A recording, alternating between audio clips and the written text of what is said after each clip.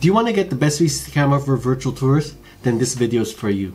In this video, I'm going to show you the best 360 camera for photo quality as well as the best 360 camera for workflow. You'll also find out which consumer 360 cameras can outperform professional 360 cameras that cost thousands of dollars more. So whether you want to use virtual tours to supplement your income, or you want to offer it as an additional service to your existing business, or maybe you just want to take better 360 photos, I'll help you find the best 360 camera for virtual tours. Last week we discussed the best 360 cameras for consumers. I showed you the top 3 360 cameras and the best 360 cameras in 7 different categories. If you haven't seen that video, go check it out. Now in this video, we're going to focus exclusively on photo quality. To find the best 360 cameras for virtual tours, I got 17 different 360 cameras from consumer to professional, ranging in price from under $100 to $5,000. Then I shot them in identical lighting conditions, and then I compared their photos side by side to determine which one was the best. Now, speaking of the best, when we're talking about virtual tours, there's always a balance between quality on one hand and speed on the other hand. And so I gave each camera 2 scores. So the first score is for quality, and this includes not just image quality but also anything that affects your ability to take good quality 360 photos. So for example, there are cameras that don't have a live preview or they don't have exposure controls at all. So I took those into account in considering their quality score. The second score is for workflow, and this shows you the time and effort that you need to process the photo to make it a good quality. Here's how this video is organized. The first part is going to be about the best 360 cameras for photo quality. Second part is going to be about best 360 cameras for workflow. And the next part will be about pro grade cameras. So let's talk about the best 360 cameras for photo quality. So number 4 is the Samsung Gear 360 2016. It's a little bit old, but it's still a very good camera for photo quality. In fact, it's one of the most detailed consumer 360 cameras at the moment. The stitching is good, the dynamic range is also okay. In terms of weaknesses, there are a few. One is that it has limited exposure controls, so you can only adjust exposure compensation. You can't change the exposure modes. It's also vulnerable to glare. And finally, it has limited compatibility. So you need a Samsung S6 or above, and then for the desktop you need a Windows PC with Intel Core processor, I believe third or 4th generation or above. So for quality, I rated the Gear 360 at 8.5. For workflow, it doesn't have in-cam stitching, but it does have batch exporting. I rated it at 8.3. Number 3 is the GoPro Fusion. The GoPro Fusion has excellent detail, and if you use its RAW mode, it's even more detailed and has even higher bit depth. It has almost the same level of detail as the Samsung Gear 360 2016, despite having almost half of the nominal resolution. Now in terms of dynamic range, the GoPro Fusion shines. It has amazing dynamic range, even though it doesn't have a built-in HDR mode. Now in terms of exposure controls, the GoPro Fusion has auto ISO limit. You can change that, and you can also adjust the exposure compensation plus minus 2 EV, but that's it. It doesn't have true manual exposure. Nonetheless, the exposure tends to be spot on. Because of the Fusion's high level of detail and excellent dynamic range, I rated its photo quality at 8.6. Now for workflow, the Fusion does have batch exporting, but its raw workflow is a little bit convoluted. You can't really edit the DNG directly. Instead, you edit the DNG and then you export them as JPEGs, and then you have to put them in the same folder as the original JPEGs, and then you have to change the name. It's a little bit complex. So for workflow, I rated the Fusion at 8.3. And number 2 for photo quality is the Insta360 One X. So first, it has excellent detail, almost as much detail as the GoPro Fusion. And one advantage of the Fusion is that it has better consistency of sharpness throughout the frame. So in the case of the Fusion, the sharpness drops rapidly when you approach the stitch line. Whereas with the One X, it remains sharp even at the stitch line. In terms of dynamic range, actually the One X has less dynamic range than the GoPro Fusion. But the Insta360 One X has a built-in HDR mode, and it will take 3 shots with up to 4 EV apart and you can fuse those exposures in the app, in the smartphone app. And when you do that, it exceeds the GoPro Fusion's dynamic range easily. When you have very extreme exposures, it looks a little bit flat. Now, so to get the best quality from it, I use the third-party software called Photomatix Pro. And Photomatix is very easy to use. You just drag the 3 shots into the into Photomatix, and then you just choose the look that you want, whether you want like a more HDR look or a more natural look, and then you press OK, and that's it. It's so easy, and the results are astounding. It really takes it to a whole new level. Now, if you don't have Photomatix yet and you want to get it, you can get a 15% discount. Check out the link below and use the special code 360rumors.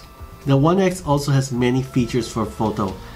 For example, you have full manual exposure, you can choose ISO priority, shutter priority even, you can have long exposures. It also has RAW mode. It stitches RAW in the desktop app, and you'll get not just the JPEG but also the RAW. So it's really very convenient. For quality, I rated the Insta360 One X an 8.7, slightly better than the GoPro Fusion because it has better consistency throughout the frame. And in terms of workflow, again, it has batch exporting, it has Fusion for HDR, and it can stitch DNG RAW, and it you can take the 3 bracketed exposures separately and export them to a third-party software. So all these make the Insta360 One X very good for workflow, and so I rated it at 8.7 for workflow. Number 1 for photo quality is the Xiaomi Mi Sphere. Why? Because it has excellent detail.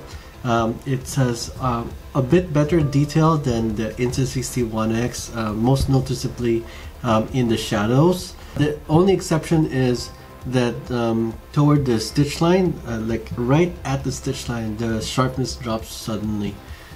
In terms of dynamic range, the Mi Sphere dynamic range is similar to the One X, except that the Mi Sphere has a bit better shadow detail again.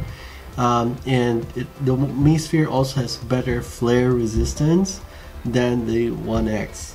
In terms of features, the Mi Sphere has full manual exposure, and yes, you can also get ISO and priority and shutter priority, and you can also shoot in RAW DNG format and can stitch in RAW DNG using the desktop software. You also have an intervalometer, and you also have GPS. The Mi Sphere doesn't have built-in HDR, but it does have bracketing, and you can take a 3-shot bracket automatically with 1 press of the shutter, and the exposure intervals can be up to 3 EV, although I found the best results when I used a 2 EV interval. When you compare the Mi Sphere's photo quality with the bracketed exposures processed by Photomatix, it's the best among consumer 360 cameras. It's better apparently than the One X when I compared them, even with the One X processed by Photomatix. It's also better than the Fusion. So for that reason, I rated the Mi Sphere's quality at 8.8. The Mi Sphere has batch exporting, it has DNG stitching, it doesn't have HDR Fusion, but you know, you can get the 3 bracketed exposures and use the third-party software such as Photomatix. For workflow, I rated the Mi Sphere at 8.5. Now let's look at the best 360 cameras for workflow. Number 3 is the Insta360 One X. We already talked about its many features for workflow, batch exporting, DNG stitching, HDR Fusion, the option to export 3 bracketed exposures, and all of those gave it a workflow score of 8.7, one of the highest among consumer 360 cameras. And it's the only consumer 360 camera to show up on both lists. Both for quality, it's one of the top, and also for workflow. Number 2 for workflow is the Garmin VirB 360. Why? Because it has in-camera stitching, not just for regular shots, but also for HDR shots. And you also have the option to take bracketed exposures automatically. So for these reasons, the Garmin VirB 360's workflow is rated at 9.0.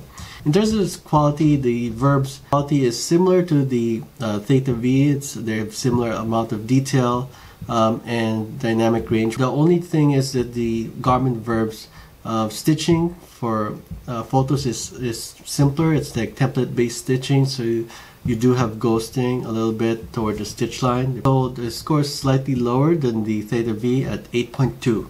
And number one 360 camera for workflow is the Ricoh Theta V.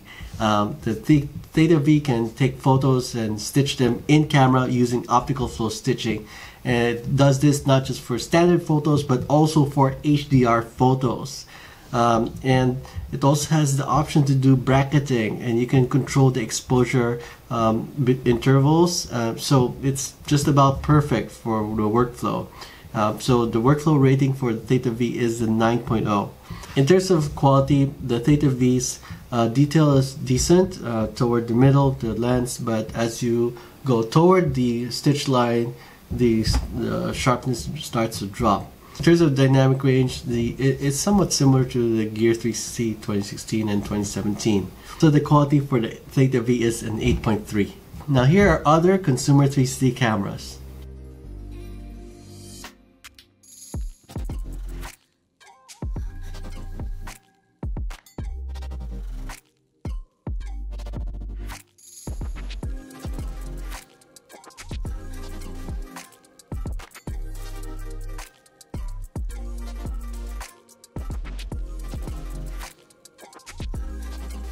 If you want to take your virtual tours to the next level, then watch the next video, where we're gonna look at professional 360 cams for virtual tours, including some affordable but high quality options. I'll see you in 360.